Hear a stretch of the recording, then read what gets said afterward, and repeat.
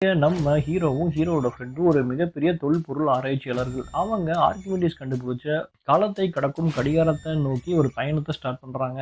அப்படி போயிட்டு இருக்கும்போது, திடீர்னு அவங்ககிட்ட ஜெர்மன் படைகிட்ட மாட்டிர்றாங்க. அங்க கடிகாரத்துடைய ஒரு பாதிய எடுத்துட்டு அங்கேருந்து தப்பிச்சு வந்துர்றாங்க. அப்படியே ஒரு 20 வருஷம் போயிருது. அதுக்கப்புறம் நம்ம ஹீரோவோட ஃப்ரெண்டோட பொண்ணு வந்து ஹீரோ கிட்ட இந்த மாரி அந்த கடிகாரத்த பத்தி கேட்கிறா.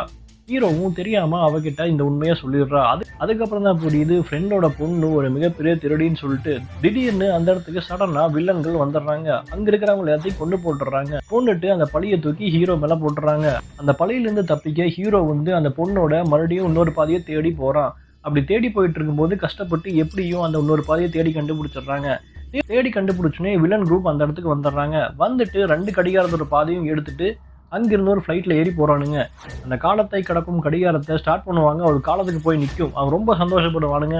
அதுக்கப்புறம் தான் அந்த வில்லனுக்கு புரியும். அந்த கடிகாரத்தினால ஒரே ஒரு டைமுக்கு மட்டும் தான் போ முடியும் அப்படின்னு சொல்லிட்டு, அந்த இடத்துக்கு போயிட்டு ரோமானிய படைகள்னால அவன் சுடப்படுறான்.